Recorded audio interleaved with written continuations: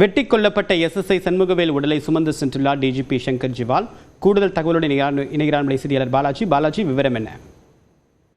அதாவது திருப்பூர் மாவட்டம் உடுமலை எடுத்திருக்கக்கூடிய குடிமங்கலம் பகுதியில் சிறப்பு உதவி ஆய்வாளராக இருக்கக்கூடிய சண்முகவேல் என்பவர் நேற்று இரவு ரோந்து பணியின் பொழுது குடும்ப தகராறு பிரச்சனையில் விலக்கிவிட சென்று அவர்களை சமாதானப்படுத்த முயன்ற நிலையில் அந்த தந்தை மற்றும் 2 மகன்களால் வெட்டி கொலை செய்யப்பட்டார்.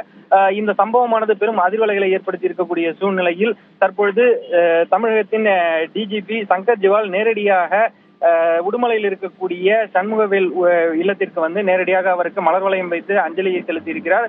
மேலும் அதாவது இந்த குற்றச்சம்பவத்தில் ஈடுபட்டவர்களுக்கு உரிய தண்டனை பெற்றுத்தரப்படும் எனவும் இதில் நீதி கண்டிப்பாக பெற்றுத்தரப்படும், மேலும் குடும்பத்திற்கு தேவையான உதவிகள் அனைத்தும் செய்யப்படும் என்பது உள்ளிட்ட வாக்குறுதிகளை அவர் அளித்திருக்கிறார். அது மட்டுமல்லாது தற்பொழுது சண்முகவேல் அவர்களுடைய உடலானது திருப்பூர் மாவட்டம் உடுமலையில் இருக்கும் தகன மேடையில் அதாவது மின்மயானத்தில் எரியூட்டப்பட இருக்கிறது. இதனைத் தொடர்ந்து அவரது உடலானது அங்கு கொண்டு செல்லப்பட்டிருக்கிறது.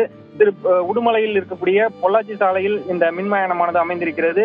இதற்கு கொண்டு சென்று அங்கு முழு அரசு மரியாதையுடன் அவரது உடல் அடக்கம் செய்யப்பட இருக்கிறது. தேவப்பிரியன்.